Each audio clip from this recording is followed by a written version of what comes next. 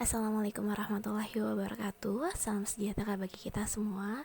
Senang sekali hari ini kami dari kelompok 7 akan menyampaikan materi dari mata kuliah konseling populasi khusus, yaitu klien trauma.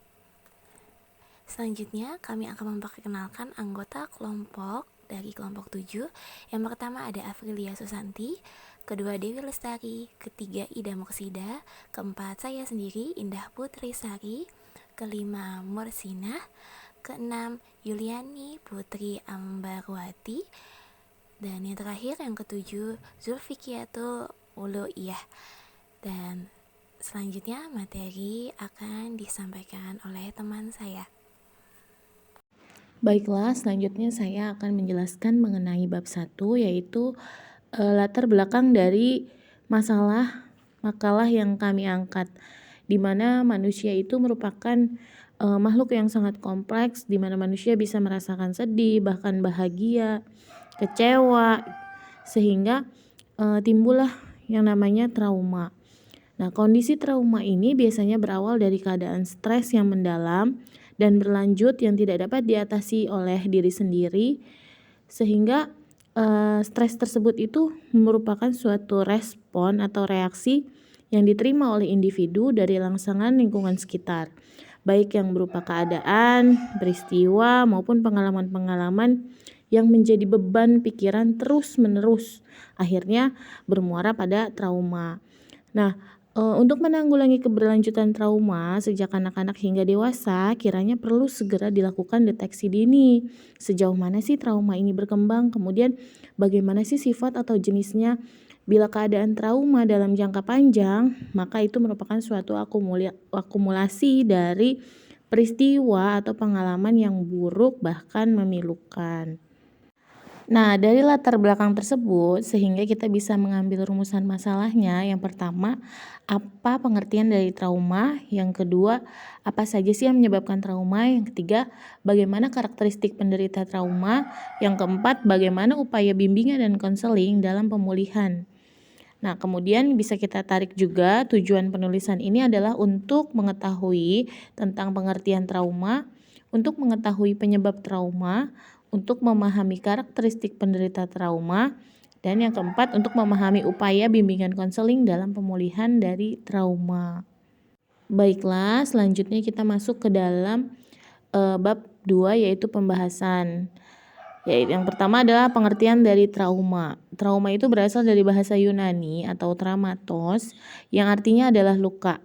Dalam kamus konseling, traumatik adalah pengalaman dengan tiba-tiba mengejutkan yang meninggalkan kesan yang mendalam pada jiwa seseorang, sehingga bisa dapat merusak fisik maupun psikologis seseorang. Nah, trauma itu merupakan kejadian jiwa atau tingkah laku yang tidak normal sebagai akibat dari tekanan atau cedera jasmani. Selain itu, trauma juga dapat diartikan sebagai luka yang ditimbulkan oleh faktor eksternal jiwa yang timbul akibat peristiwa traumatik. Nah, trauma juga diartikan sebagai respon secara emosional akibat sebuah kejadian seperti kekerasan, bully, atau bencana alam. Selanjutnya, trauma akan bereaksi pada jangka pendek yang biasanya terjadi pada seseorang yang mengalami trauma adalah shock dan penolakan gitu ya. Nah, sedangkan untuk reaksi jangka panjangnya pada penderita trauma ini meliputi emosi yang tidak terduga. Misalnya selalu teringat kejadian yang terjadi pada masa lalu, kemudian hubungan dengan lingkungan atau dengan teman-teman sekitar menjadi tegang gitu. Bahkan gejala-gejala fisik lainnya, misalnya seperti kayak pusing, mual gitu. Nah, sekarang apa saja sih peristiwa-peristiwa traumatis?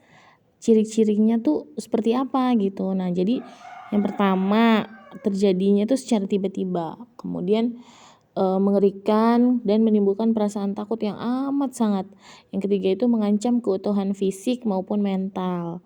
Nah, yang keempat dapat menimbulkan dampak fisik, pikiran, perasaan, dan perilaku yang amat membekas bagi mereka yang mengalami ataupun yang menyaksikan. Yang selanjutnya, faktor penyebab trauma. Faktor penyebab trauma terbagi atas dua bagian, yaitu Yang pertama, faktor internal atau psikologis. Yang kedua, faktor eksternal atau fisik. Faktor internal atau psikologis secara sederhana, trauma dirumuskan sebagai gangguan kejiwaan akibat ketidakmampuan seseorang mengatasi persoalan hidup yang harus dijalaninya, sehingga yang bersangkutan bertingkah secara kurang wajar.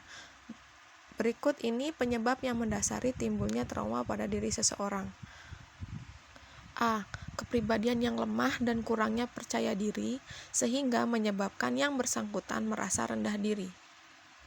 B. Terjadi konflik sosial budaya akibat adanya norma yang berbeda antara dirinya dengan lingkungan masyarakat. C. Pemahaman yang salah, sehingga memberikan reaksi berlebihan terhadap kehidupan sosial dan juga sebaliknya, terlalu rendah. Proses-proses yang diambil oleh seseorang dalam menghadapi kekalutan mental sehingga mendorongnya ke arah positif. Yang kedua, faktor eksternal atau fisik. Adapun faktor eksternal tersebut ialah A. Faktor orang tua dalam bersosialisasi dalam kehidupan keluarga. Terjadinya penganiayaan yang menjadikan luka atau trauma fisik. B. Kejahatan atau perbuatan yang tidak bertanggung jawab yang mengakibatkan trauma fisik dalam bentuk luka pada badan dan organ pada tubuh korban. Selain itu, kondisi trauma yang dialami individu atau anak disebabkan oleh berbagai situasi dan kondisi. Di antaranya, 1. Peristiwa atau kejadian alamiah atau bencana alam seperti gempa bumi, tsunami, banjir, tanah longsor, angin topan, dan sebagainya. Yang kedua, pengalaman di kehidupan sosial atau psikososial seperti pola asuh yang salah, ketidakadilan, penyiksaan atau penganiayaan secara fisik atau psikis, teror, kekerasan, perang, dan sebagainya. Yang ketiga, pengalaman langsung atau tidak langsung seperti melihat sendiri, mengalami sendiri secara langsung, dan pengalaman orang lain atau tidak langsung, dan sebagainya. Yang selanjutnya adalah jenis-jenis trauma. Dalam kajian psikologi, dikenal beberapa jenis trauma sesuai dengan penyebab dan sifat terjadinya trauma tersebut, yaitu trauma psikologis, trauma neurisis, trauma psikosis, dan trauma disis. Yang pertama, trauma psikologis. Trauma ini adalah akibat dari suatu peristiwa atau pengalaman yang luar biasa yang terjadi secara spontan atau mendadak pada diri individu tanpa berkemampuan untuk mengontrolnya atau lost control and lost helplessness, dan merusak fungsi ketahanan mental individu secara umum. Ekses dari jenis trauma ini dapat menyerang individu secara menyeluruh, baik fisik maupun psikis. Yang kedua, trauma neurisis. Trauma ini merupakan suatu gangguan yang terjadi pada saraf pusat atau otak individu akibat benturan-benturan benda keras atau pemukulan di kepalanya. Implikasinya, kondisi otak individu mengalami pendarahan, iritasi, dan sebagainya. Penderita trauma ini biasanya saat terjadi tidak sadarkan diri, hilang kesadaran, dan lain-lain yang sifatnya sementara. Yang ketiga, trauma psikosis. Trauma psikosis merupakan suatu gangguan yang bersumber dari kondisi atau problema fisik individu seperti cacat tubuh, amputasi salah satu anggota tubuh, dan sebagainya yang menimbulkan syok dan gangguan emosi. Pada saat-saat tertentu, gangguan kejiwaan ini biasanya terjadi akibat bayang-bayang pikiran terhadap pengalaman atau peristiwa yang pernah dialaminya yang memicu timbulnya histeris atau fobia. Yang keempat, trauma disis. Gangguan kejiwaan jenis ini oleh para ahli ilmu jiwa dan medis dianggap sebagai suatu penyakit yang bersumber dari stimulus-stimulus luar yang dialami individu secara spontan atau berulang-ulang, seperti keracunan, terjadi pemukulan. Selanjutnya yaitu karakteristik penderita trauma.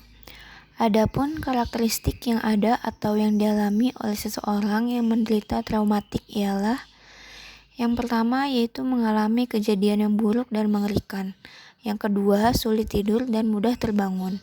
Yang ketiga, mimpi buruk terhadap hal kejadian yang mengerikan. Yang keempat, seperti mengalami kembali peristiwa buruk dan mengerikan.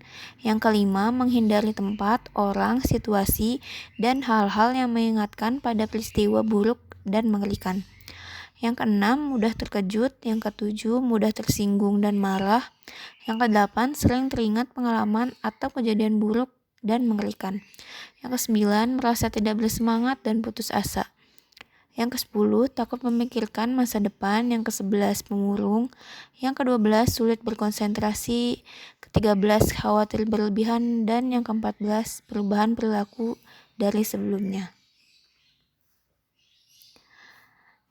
Selanjutnya yaitu F, proses pemulihan trauma. Yang pertama yaitu pertolongan pertama pada trauma. Pertolongan pertama pada trauma adalah tindak pertolongan yang dilakukan atau diberikan pertama kali kepada korban trauma dan dilakukan segera setelah seseorang mengalami trauma. Langkah-langkah pertolongan pertama pada trauma adalah yang pertama yaitu secepat mungkin jauhkan korban dari peristiwa traumatik. Yang kedua, buat fisik korban trauma merasa nyaman. Yang ketiga, pertemukan segera dengan orang-orang terdekat korban. Selanjutnya yaitu pemulihan stres pasca trauma. Yang pertama yaitu pemulihan fisik, yang kedua pemulihan emosi, dan yang ketiga pemulihan kognitif. Selanjutnya G, bimbingan dan konseling untuk korban traumatik. Proses konseling yang dilakukan untuk menangani korban traumatik lebih dikenal dengan istilah konseling traumatik. Konseling traumatik merupakan konseling yang diselenggarakan dalam rangka membantu konseli yang mengalami peristiwa traumatik agar konseli dapat keluar dari peristiwa traumatik yang pernah dialaminya dan dapat mengambil hikmah dari peristiwa trauma tersebut. Selanjutnya yaitu tujuan konseling pada korban traumatik adalah untuk mendengarkan pengalaman trauma mereka dan memberikan bantuan yang mereka perlukan dalam situasi stres pasca trauma dan dapat membantu para korban bencana menata kestabilan emosinya sehingga mereka bisa menerima kenyataan hidup sebagaimana adanya meskipun dalam kondisi yang sulit. Selanjutnya yaitu untuk membantu para korban untuk lebih mampu mengelola emosinya secara benar dan berpikir realistik. Selanjutnya yaitu peran konselor yang dapat dilakukan dengan segera adalah yang pertama, meredakan perasaan-perasaan atau cemas, gagal, bodoh, putus asa, tidak berguna, malu, tidak mampu, dan rasa bersalah dengan menunjukkan sikap menerima situasi krisis, menciptakan keseimbangan pribadi dan penguasaan diri, serta tanggung jawab terhadap diri konseli atau mampu menyesuaikan diri dengan situasi yang baru atau situasi krisis. Yang kedua, agar konseli dapat menerima kesedihan secara wajar. Yang ketiga, memberikan intervensi langsung dalam upaya mengatasi situasi krisis. Dan yang terakhir, memberikan dukungan kadar tinggi pada konseli. Assalamualaikum warahmatullahi wabarakatuh. Perkenalkan, nama saya Mursina. Di sini saya akan menjelaskan tentang keterampilan yang harus dimiliki konselor pada klien trauma. Yang pertama, keterampilan membangun hubungan dengan korban atau konseli. Keberhasilan konseling akan sangat ditentukan oleh sejauh mana hubungan konselor dengan konseli atau korban trauma berhasil dijalani. Yang kedua, keterampilan bertanya dengan tepat. Bercerita tentang pengalaman dan perasaan yang dialami pada saat bencana atau peristiwa traumatik lain diketahui sangat membantu proses pemulihan trauma. Tugas konselor adalah membantu korban untuk bercerita atau mengekspresikan pengalaman dan perasaan mereka sebaik-baiknya.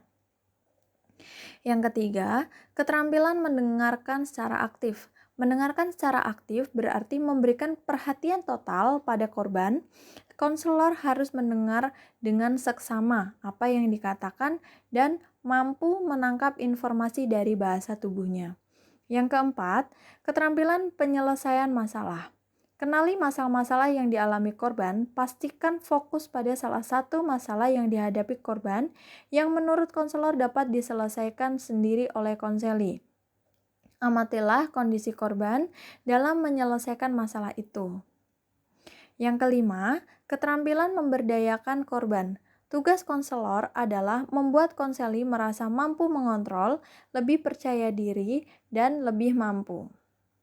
Selanjutnya, adalah kesimpulan dari pembahasan materi yang telah disampaikan. Traumatik adalah pengalaman dengan tiba-tiba mengejutkan dan meninggalkan kesan yang mendalam pada jiwa seseorang sehingga dapat merusak fisik maupun psikologis. Pengalaman-pengalaman traumatik dapat juga membentuk sikap pribadi seseorang.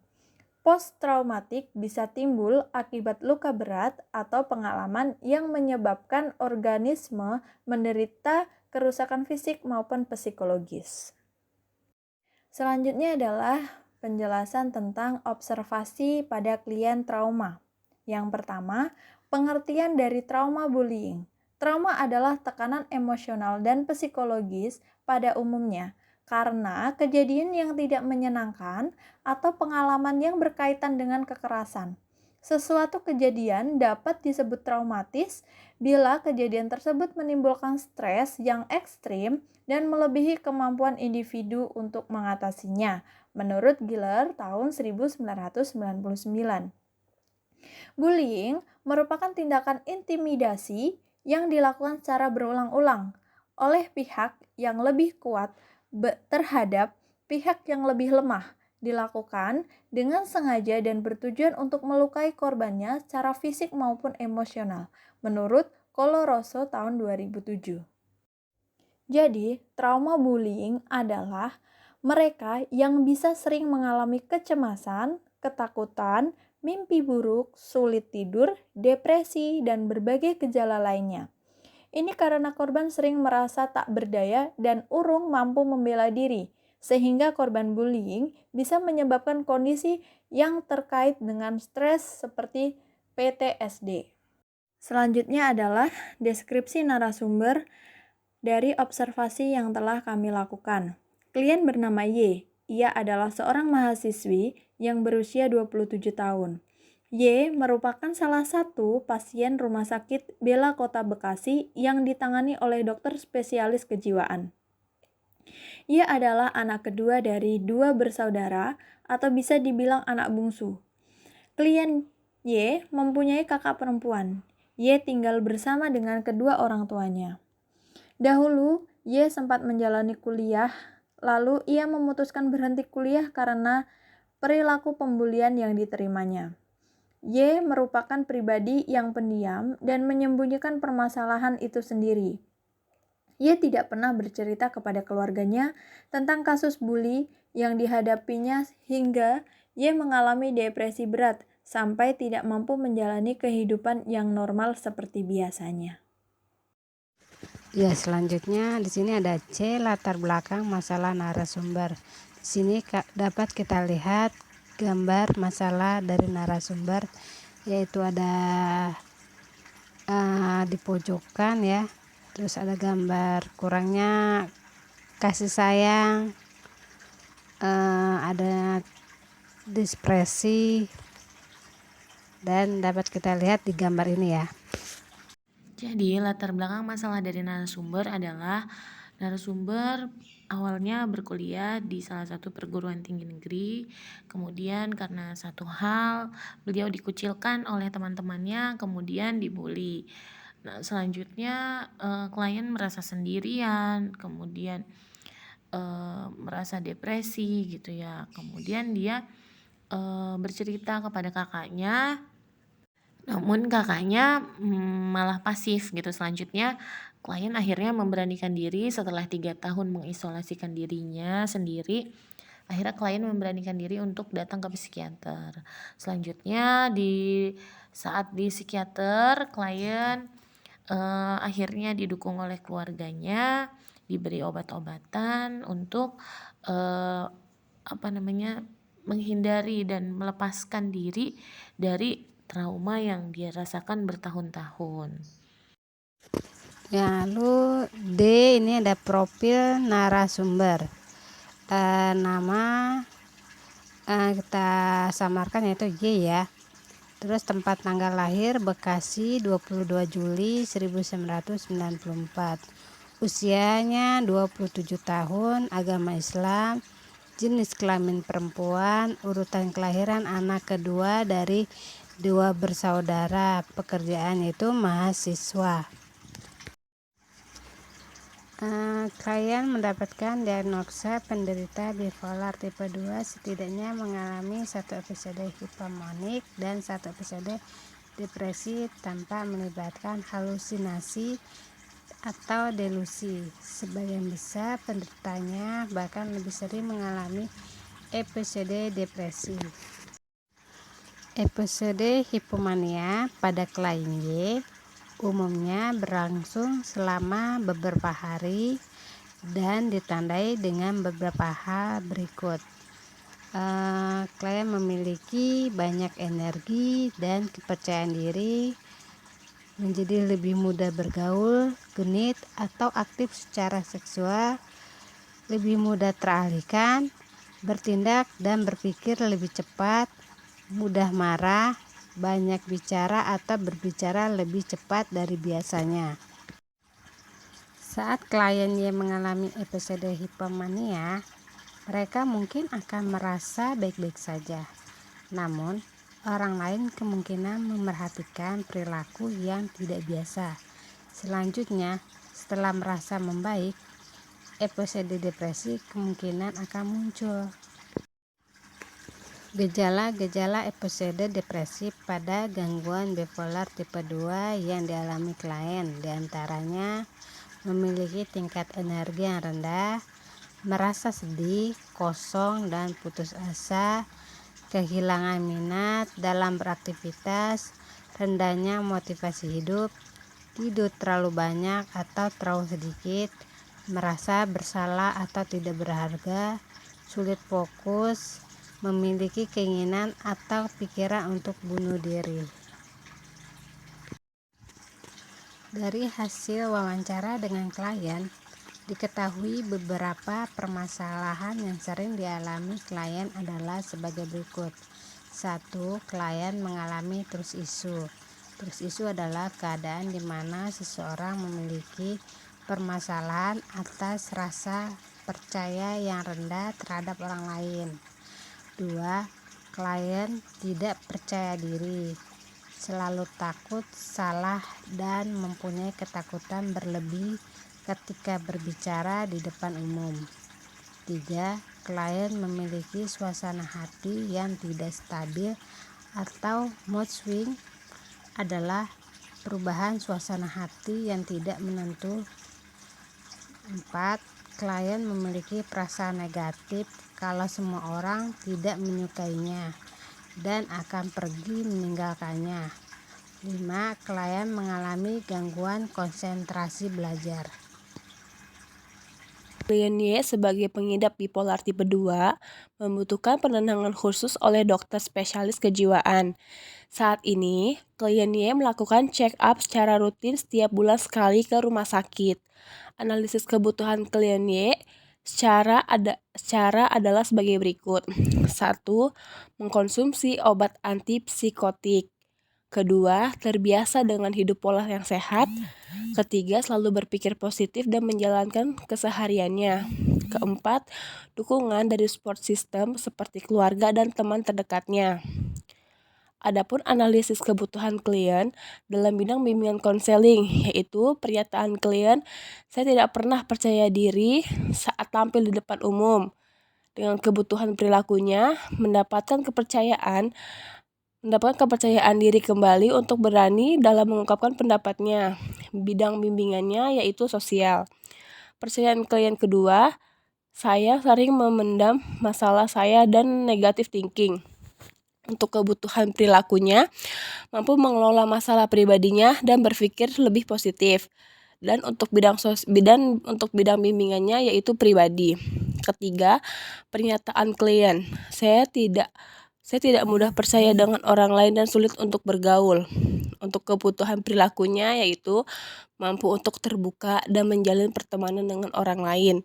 Bidang bimbingannya yaitu sosial. Terakhir, pernyataan klien, saya membutuhkan waktu yang lama dalam memahami sesuatu dan mengerjakan tugas.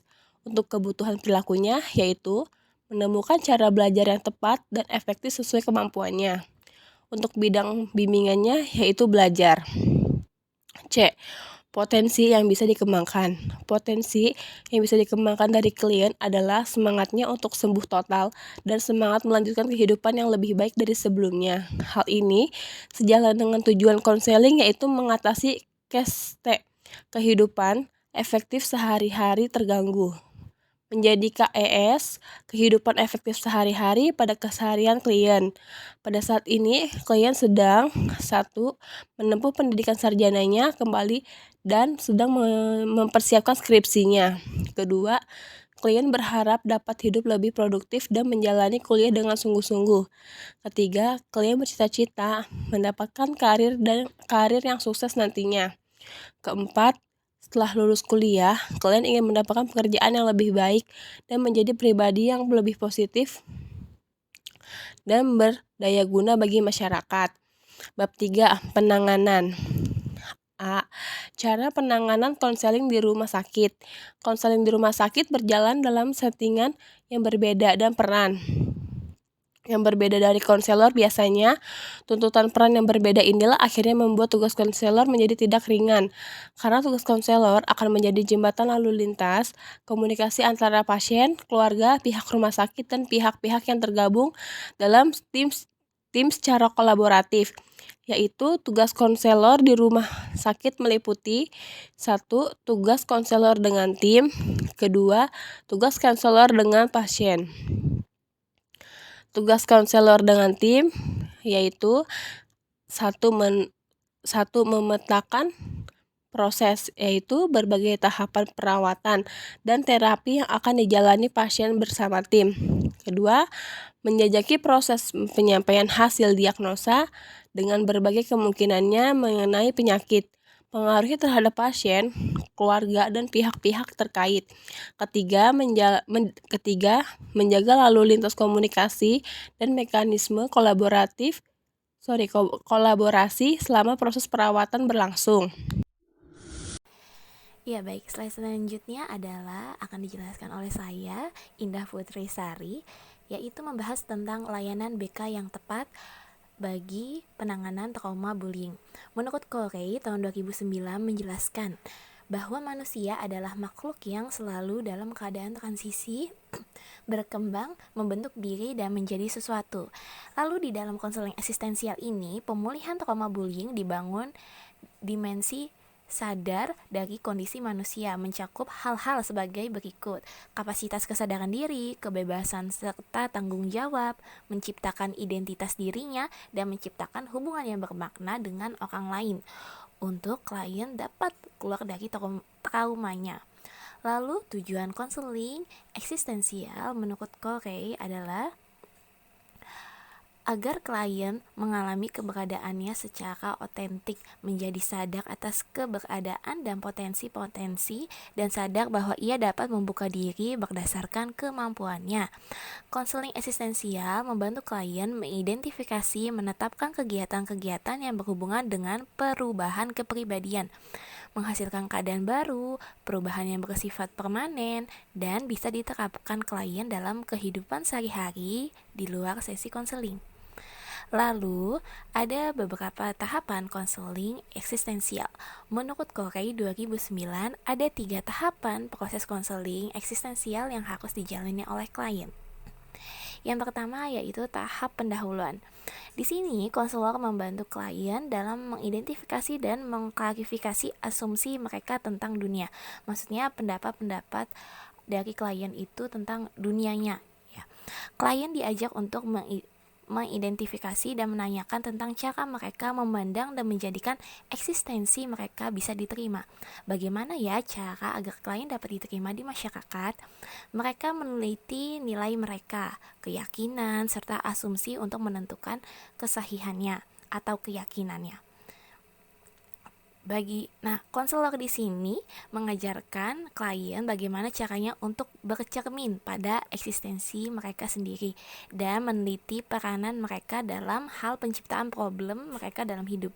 Jadi sesungguhnya masalah berasal dari klien itu sendiri, dan klien diajak berpikir, meneliti peranan mereka ke dalam kehidupannya. Lalu tahap tengah, klien didorong semangatnya untuk lebih dalam lagi meneliti sumber dan otoritas dari sistem nilai mereka. Proses eksplorasi diri ini biasanya membawa klien ke pemahaman baru dan beberapa restrukturisasi dari nilai dan sikap mereka. Klien mendapat cita rasa yang lebih baik akan jenis kehidupan macam apa yang mereka anggap pantas untuk diri mereka. Lalu tahap yang terakhir atau tahap akhir, konseling eksistensial ini berfokus pada menolong klien untuk bisa melaksanakan apa yang telah mereka pelajari tentang diri mereka sendiri. Nah, sasaran terapi adalah memungkinkan klien untuk bisa mencari cara pengaplikasian nilai hasil penelitian dan internalisasi dengan jalan yang konkret atau yang sesuai dengan tujuan hidup klien. Nah, di sini ada beberapa teknik dalam konseling eksistensial yang bisa diterapkan oleh konselor. Yang pertama adalah paradoxical intention. Menurut Corey 2009, paradoxical intention yaitu membantu klien menyadari bagaimana mereka berperilaku dalam situasi tertentu dan bertanggung jawab